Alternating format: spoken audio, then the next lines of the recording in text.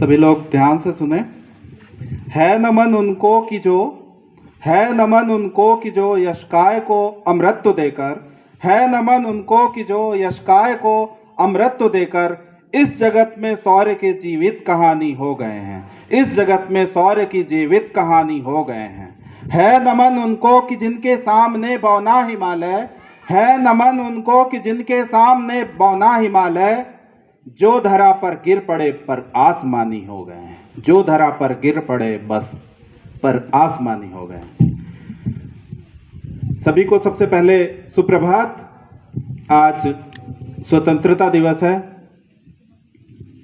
इस अवसर पर मुझे लग रहा है कि थोड़ा सा देशभक्ति का जोश थोड़ा सा कम है, तो मैं सब लोगों से नारा लगवाऊंगा। सबसे पहले तो आप लोग जानते होंगे, जैसे इंकलाब के बाद आपको बोलना है जिंदाबाद।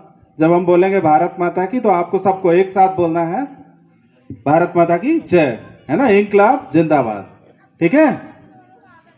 तो इंकलाब जिंदाबाद। अभी आवाज कम आई है। इंकलाब जिंदाबाद। इंकलाब जिंदाबाद। इंकलाब। जिंदाबाद। भारत माता की जय। भारत माता की इंकलाब जिंदाबाद। इंकलाब जिंदाबाद। ठीक है, धन्यवाद सभी को। सबसे पहले 75वीं स्वतंत्रता दिवस के अवसर पर मैं इस मंच से आप सभी को बधाई देता हूं कि आज सबसे पहली बात बहुत अच्छा मौसम है, खुशनुमा मौसम है। उसका साउंड कम कर दीजिए सर। तो भगवान को धन्यवाद, नर्मदा मैया को धन्यवाद कि उन्होंने इतना अच्छा मौसम बना दिया कि हम लोगों को बहुत अच्छा लग रहा है। पानी नहीं बरस रहा है, सबसे बड़ी बात, और हम लोग आराम से बैठे हुए हैं। ज़्यादा गर्मी भी नहीं है, किसी किसी को लग रही है, ऐसा मुझे लग रहा है है ना। तो नहीं लग रही। तो विद्वान शिक्षक साथियों,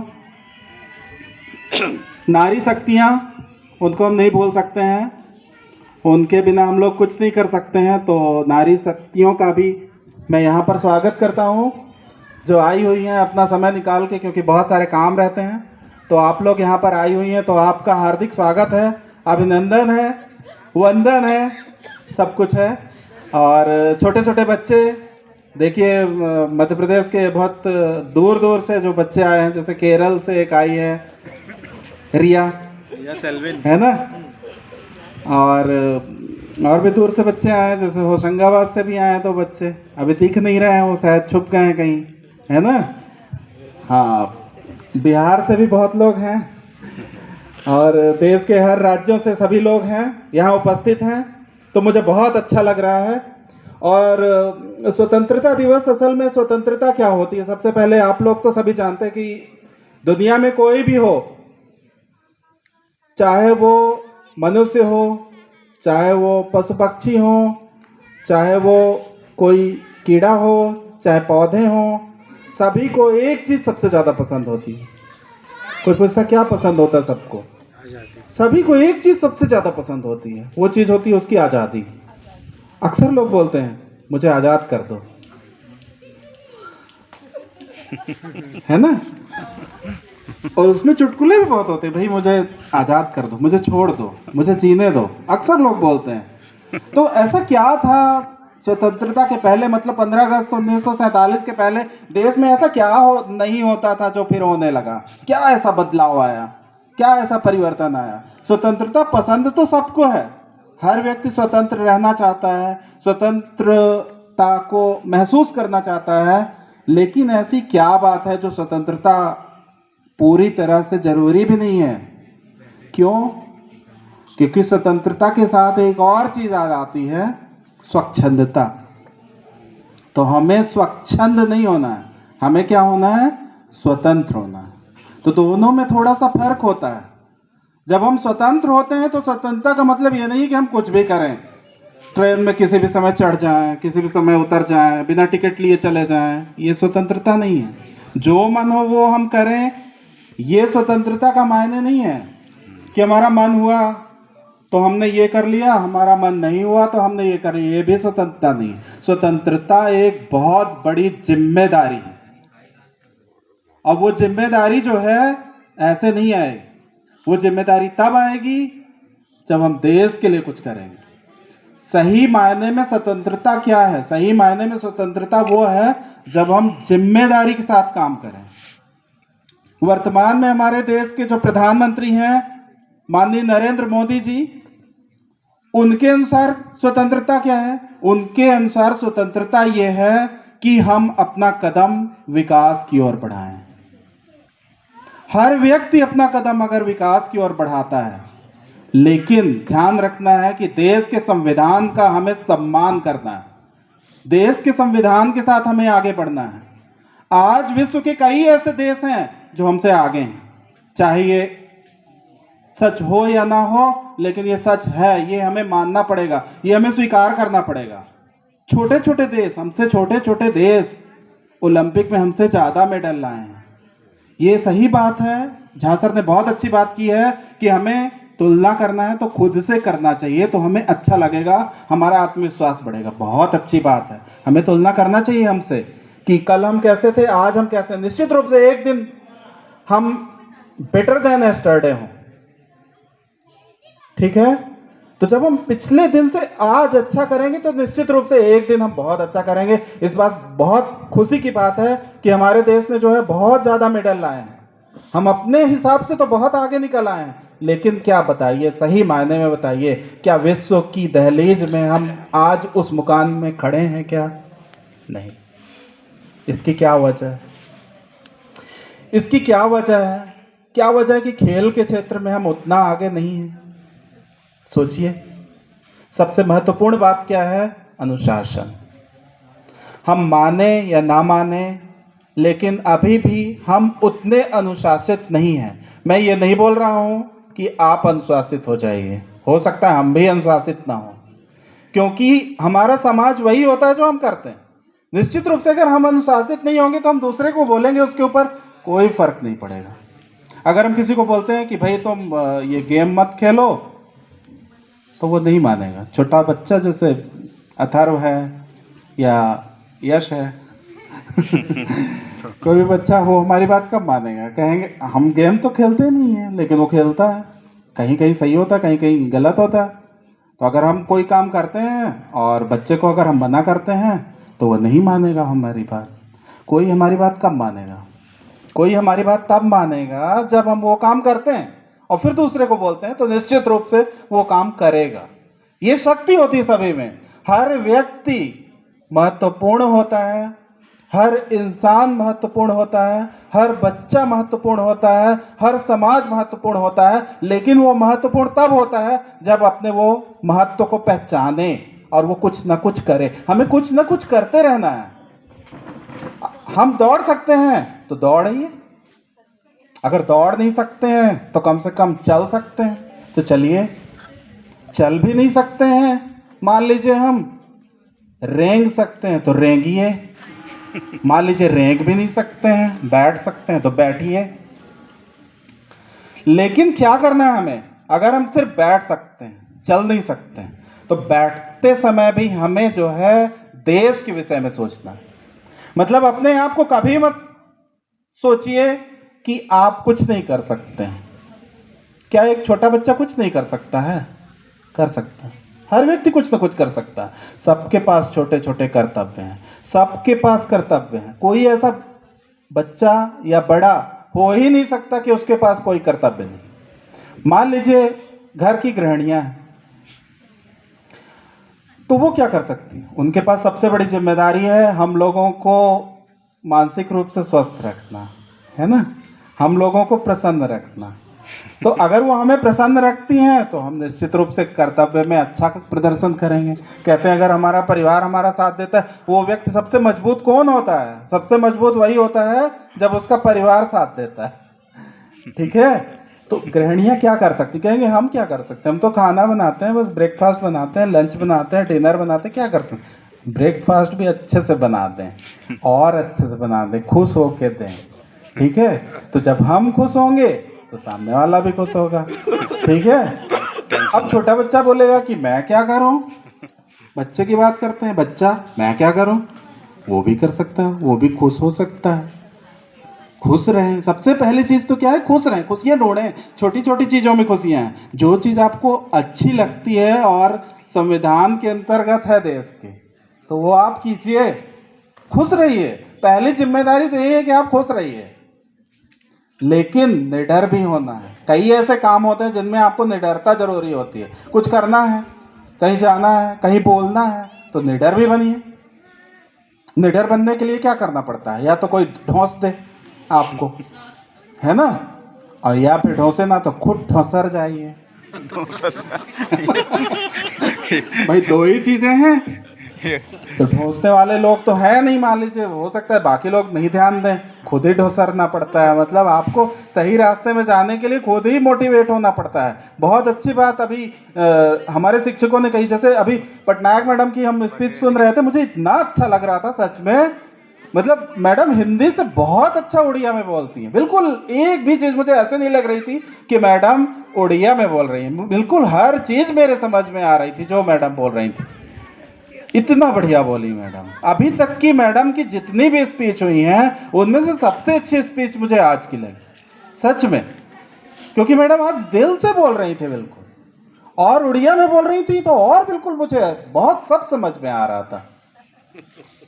फिर बच्चे कितना अच्छा डांस कर रहे थे, तो उन्होंने डांस किया, मतलब खुशियां बांटी भी, और वो खुशियां हम लोगों तक पहुंची। हम लोगों को कितना अच्छा लग रहा था। पांडे सर का गाना, पांडे सर तो हमेशा अच्छा गाते हैं, आज बढ़िया उन्होंने रिदम के साथ बेटर देन यस्टरडे, है ना।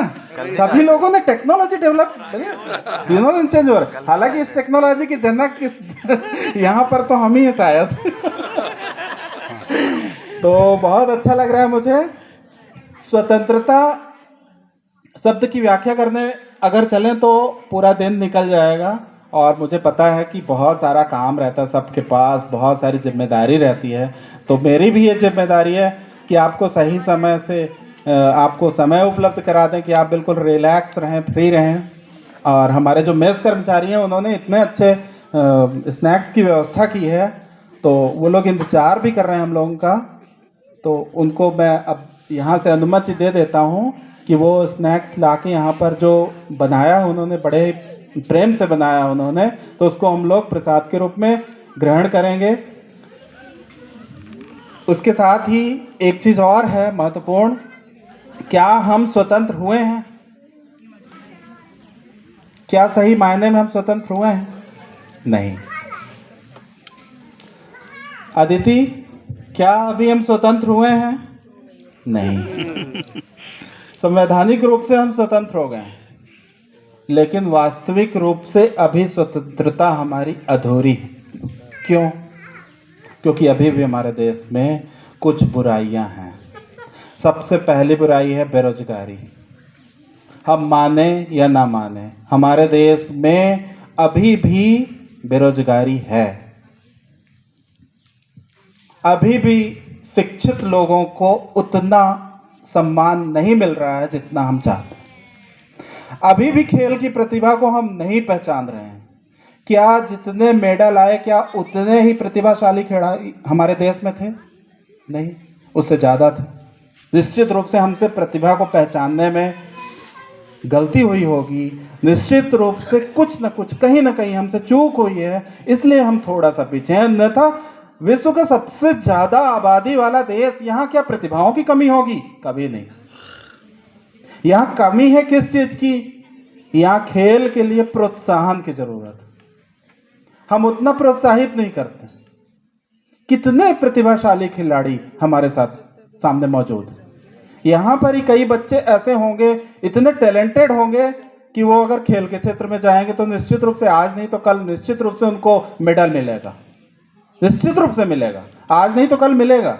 तो यहाँ पर हमारी ये भूमिका होनी चाहिए कि हम जहाँ पर जिस जगह में हैं, हम एक शिक्षक के रूप में हैं, तो हमें उन बच्चों को जरूर प्रोत्साहित करना चाहिए जो खेल खेलते हैं, जिनको खेल खेलना अच्छा लगता है। हर बच्चे को खेल खेलना अच्छा लगता है। ये तो सबसे ये बड़े खराब बात है कि हम लोग उन खेल को उनको प्रोत्साहित नहीं कर पाते। फिर कई बच्चे ऐसे होते हैं कि उनको पढ़ना बहुत अच्छा लगता है, पढ़ाई करना बहुत अच्छा लगता है, पर ऐसे बच्चे कम होते हैं जिनको पढ़ना अच्छा लगता है ना। हमें तो खुद पढ़ना नहीं अच्छा लगता था, तो बाकी बच्चों को तो हमें मालूम नहीं। शिव चोपड़ा, आपको पढ़ना अच्छा लगता है? हाँ, बहुत अच्छी बात है, ऐसे बोलना भी है, बोलते बोलते हो जाता है, बहुत अच्छे। और महस्विन, आपको अच्छा लगता खेलना? हाँ, बहुत अच्छा। प्रकाश, अच्छा लगता है खेलना? हाँ, बहुत अच्छे। हम देखें तुमको साइकिल चलाते और बहुत सारे खेल खेलते भी देखे हैं। खेल बहुत जरूरी भी है और हम निश्चित रूप से करेंगे। देर सबेर हमारा जो है देश जो है खेल के क्षेत्र में भी आगे आएगा। दूसरी चीज जो सबसे बड़ी बुराई है हमारे देश में, वो है नौकरशाही। नौकरशाही मुझे भी महसूस होता है। मेरे पास भी जब फोन आता है किसी का और वो कहता है कि सर मेरा ये वर्क नहीं हो रहा है, और मान लीजिए हम सक्षम होते हैं और फिर भी नहीं करवा पाते हैं उसका काम, तो मुझे कैसा लगता होगा। मेरे बहुत सारे अभी हम लोगों के सभी के स्टूडेंट हो गए हैं, तो सब कहीं ना कहीं से कांटेक्ट होते होंगे, और वो जब कहीं किसी सरकारी विभाग में अटकते हैं किसी काम की वजह से, तो सोचिए मुझे कितना खराब लगता होगा उस समय कि हम उनका काम नहीं कर पा रहे हैं। वो सब चीज़ में काबिल है लेकिन वो काम नहीं कर पाते हैं।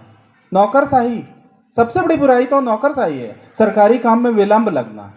आज किसी चीज़ अगर आज आपको एक एप्लीकेशन देना हो, आज आपको पासपोर्ट बनवाना हो, तो ये हालांकि काफ़ी डेवलप हुआ है, काफ़ी एडवांस हुआ है, लेकिन कुछ दिन पहले की बात ये थी कि आपको पासपोर्ट बनवाने में 10 से 15 दिन लग जाएगा, बल्कि ज़्यादा लग जाएगा। फिर पुलिस वेरिफिकेशन में अभी भी सुविधा शुल्क मांगी जाती।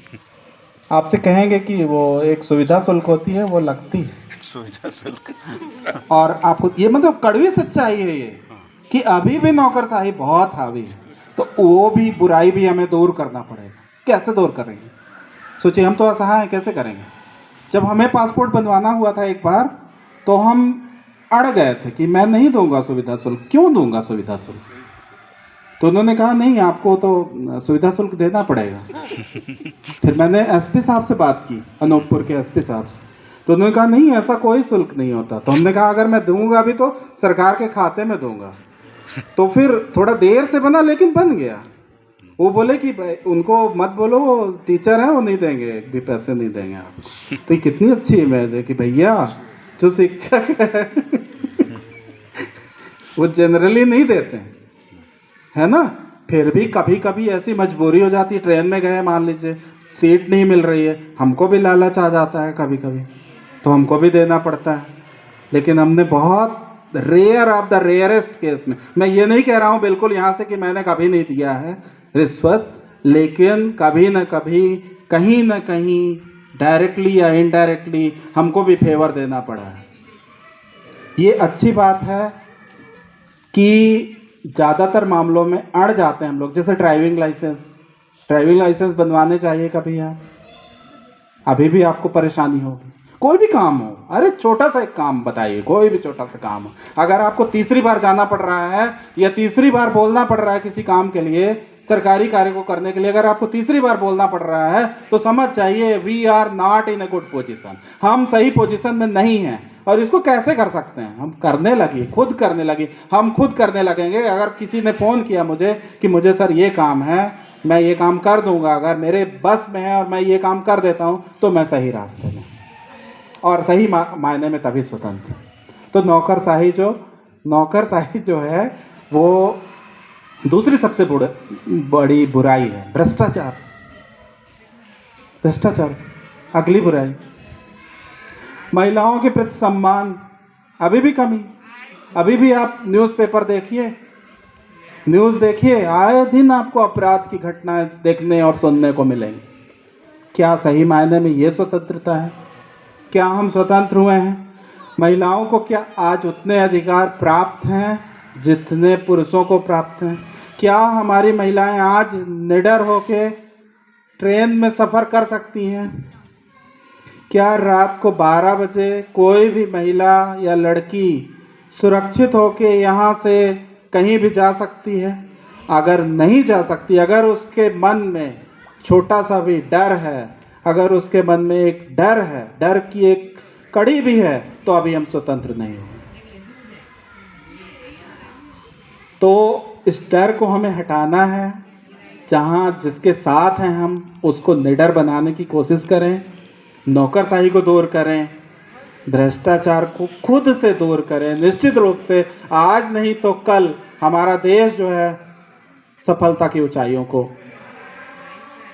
पा जाएगा। निश्चित रूप से आप लोग काफ़ी थक चुके हैं, तो मैं अपनी वाणी को विराम देना चाहता हूं और सभी को जो है हार्दिक बधाइयाँ। अब हमारे साथी श्री सेंगर जी, मैथमेटिक्स विभाग के विभागाध्यक्ष श्री देवेंद्र सिंह सेंगर जी, जो हमारे सीनियर भी रहे हैं साइंस कॉलेज रीवा में, तो वो धन्यवाद के साथ कार्यक्रम का समापन करेंगे। तो इस कड़ी में मैं सेंगर सर को बुलाना चाहूँगा। उसके पहले मैं एक बार फिर से आपको बोलूँगा, इंकलाब, इंकलाब, महात्मा गांधी की, महात्मा गांधी अमर रहे, राजीव गांधी, महात्मा गांधी, इंकलाब, इंकलाब। ठीक है, धन्यवाद।